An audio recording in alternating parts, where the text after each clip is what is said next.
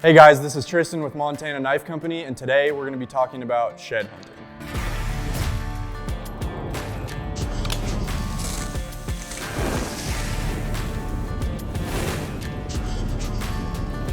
So shed hunting is just the act of walking around and picking up shed antlers like this one. So all deer species shed their antlers every spring.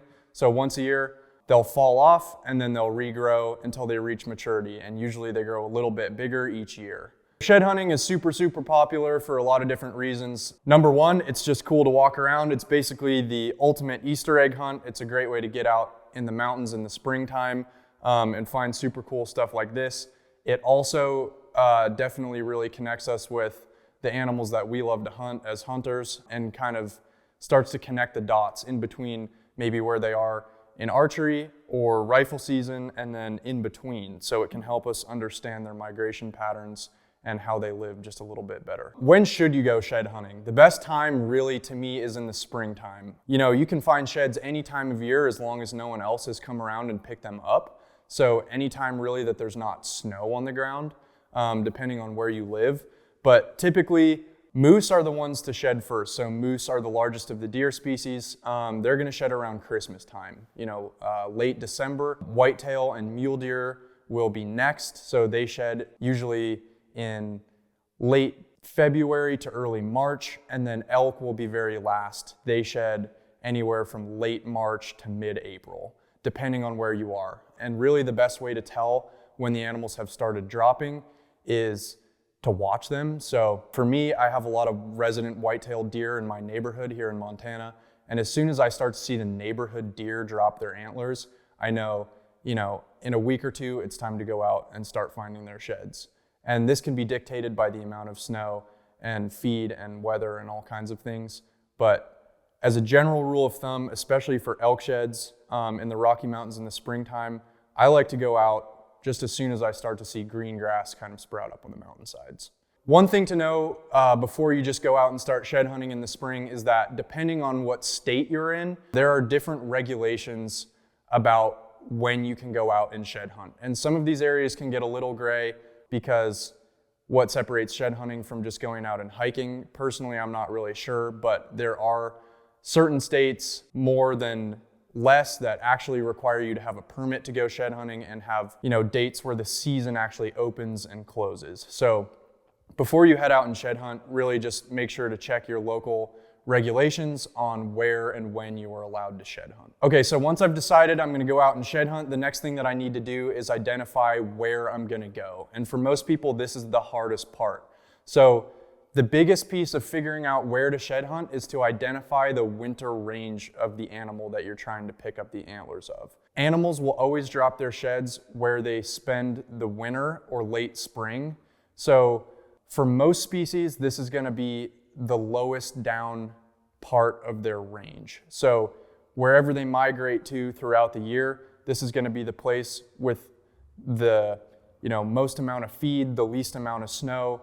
Generally, in the mountains, it's gonna be those low-lying foothills type areas, south-facing open slopes that are windblown, exposing any kind of feed or grass. But we're also looking for areas just like we would when we hunt that have cover and water and all the other things that animals need. So the best place that I like to start is actually by identifying areas on the map. I use Onyx Hunt for shed hunting, but I like to identify areas on the map that I think might be good. And then from there, I like to actually just put boots on the ground. So I'll walk around and maybe try to glass and see if I can find animals that actually have antlers, see if I can find bulls or bucks that have already shed, or just walk around and look for sign. That could be footprints in the snow, droppings that I think look very fresh, so forth. So the best way that I like to do it is actually to identify these areas, and if there's still snow on the ground, this year in Montana there will not be, most likely, because we've had a very small snow year. But last year, for example, we had a ton of snow here in Montana. So what I was actually able to do is actually around the time that I knew that bull elk were going to be dropping their antlers, you can just walk around, follow their tracks, and pick up the sheds. Because if you know that they've dropped within the last week or so, or 2 weeks, and there's still evidence of that in the snow, you can actually walk around and follow that. So one of the biggest challenges to finding sheds and finding places to shed hunt is competition with other people. So you can attack this a couple different ways. You can look for places that maybe have a little bit harder of access, so you can hike in farther and try to get away from people. But you might also just have to look for niche habitat. And I found that, especially in areas where shed hunting has begun to get a little more competitive, especially here in Montana, there's areas that get skipped over a lot. So most people just look in those south-facing slopes. I actually like to look in the timber as well, because a very small percentage of the animal's time is actually spent out feeding on the open slope. Most of their time is actually going to be spent in the timber bedded. I like to actually spend a lot of time in the dark timber, walking around, following tracks, looking for sign. I found way more sheds in the trees than I have out in the open, scrubby, south-facing slopes. So that can be a little counterintuitive from what you see on YouTube and Instagram and things like that, but that's one personal tip that I have that could definitely help you out. Additionally, some other tips that I have are to run a tracker on your mapping software. So if I have onX Hunt, I will start a tracker, and that will track everywhere that I've walked on that hillside. And it'll tell me how fast I've gone and how much elevation I've gained and lost. But the main reason that I'm doing that is to see where I've walked. So as I start to identify an area where I think there may be sheds, I'm going to try to cover as much of that area as possible. So typically I will start at the bottom of the hill, and I'll do zigzags or kind of loops up in this sort of shape. And I'll walk usually, directly across the hill or on a slight angle up, and then I'll turn around, gain 50 yards or so, maybe if it's thicker, 20 yards, and then I'll go back the other way. So I'm essentially creating a grid search across that hill, and I'm able to see exactly where I've walked and where I haven't, and identify places that I might have missed. As I'm walking around, another tip that I have for you is go slow, look up and down. I can't tell you how many times I've walked by sheds, at distances of less than 10 yards. They are incredibly hard to see. A lot of times they'll just look like a stick. So as many different angles as you can get on the terrain, the better. And then, every 20 yards or so, I like to just stop and do a full 360. So I'll stop and look above me, look to my right, to my left, and then I'll also look behind me. So I found a lot of sheds by stopping and actually looking backwards. So, there could always be something hiding on the far side of a bush that you couldn't see. So as much as you can stop and look around, the better. Okay, so now that we know where to go and how to look for sheds, let's go over some of the gear that you might need while you're out, especially in the springtime, usually in the mountains. So spring can be a very amazing time of year. It's my favorite time to be out in the mountains, shed hunting and bear hunting and all those awesome things, but it's also a very unpredictable time of year in the mountains as far as weather and temperature changes and precipitation and things like that. So the very first thing that I'm gonna want is a good pair of boots and gaiters. I think gaiters are extremely important, underrated piece of gear. They help keep snow out of your boots in that early season, and then also help keep ticks out of your pants later in the season. Ticks are a huge concern of mine while shed hunting. In most places they can carry Lyme disease and other things that are, very unideal to end up with. So the more that you can keep those out of your pants and off your skin, the better. So there's different options like permethrin and things that are, treated to keep those ticks away. I don't like wearing that stuff because the chemicals are bad for us too. So I prefer to just wear long sleeves and, tuck my socks into my pants and wear gaiters. And that seems to work fine for me. And then past there, I do a tick check once a day. So good pair of gaiters that fit tight around the bottom of your boots is a must. Also rain gear. It's very, very common to be walking around in the springtime and just get a quick light shower or an extreme downpour. I was actually out last weekend shed hunting, and every other hour it would alternate between rain and sun and snow. So you really never know what you're gonna run into, especially in the Rocky Mountains. So good layers and rain gear are definitely a must. A couple other things I like to have are a good pair of binoculars, maybe a spotting scope. So there's a popular phrase among shed hunters and hunters that's let the glass do the walking for you. I don't think that's completely true. You definitely have to put some miles in and walk, but having a good pair of binoculars to identify something without walking right up to it can be super, super helpful. Or to see if, a shed laying out on an open face across the canyon from you. So I like a 10x42 pair of binoculars, usually in shed season. I'm not trying to see things too far away, so just something that I can throw up and identify a tine sticking up out of the grass or a bush is all that I really need. So good pair of binoculars is a must.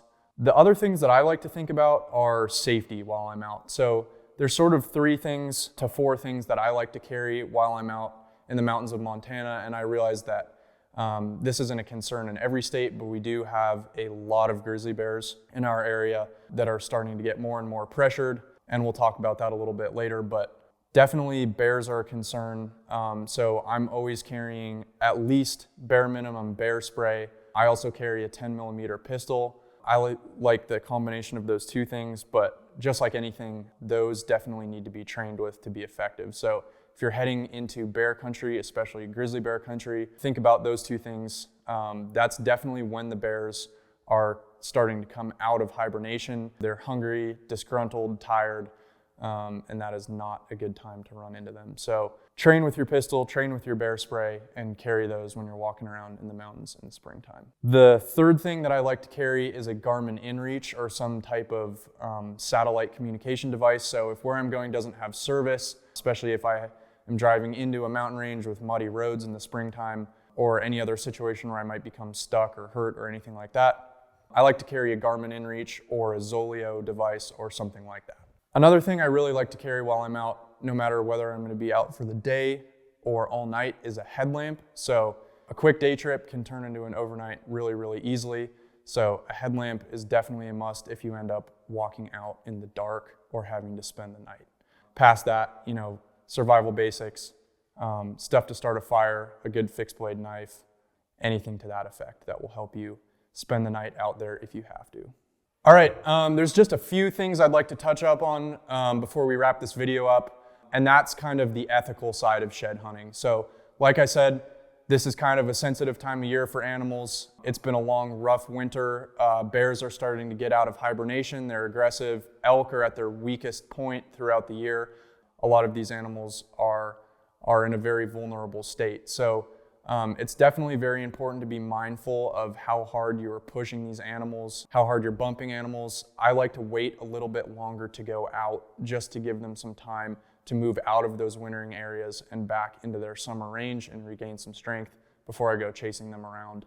So that's mostly the reason why a lot of states have shed closures now, is because people are out there running around with their dog, pressuring deer and elk a bit more than is ideal in a time where they really need some rest. So just be mindful of that. Be mindful that the bears are waking up out of hibernation, and also be mindful that a lot of winter range tends to butt up to private land. It's just the nature of where it is. So a lot of ranches occupy the bottom of valleys, going up into the mountains where deer and elk spend their summers. And a lot of that transition zone tends to be private land. So just be very, very mindful, unless you're going to get permission, of where you are. Onyx Hunt is great for that, knowing where you stand. Make sure that you're recreating on public land, using public roads that you're allowed to be on, and otherwise making sure to get permission to be where you are. All right, well, that was just a little mile-high view of how I like to shed hunt in the springtime, some things that have helped me out with my success finding sheds. I hope that some of this helped you while you're out this spring. And as always, stay prepared and have a great time out there shed hunting.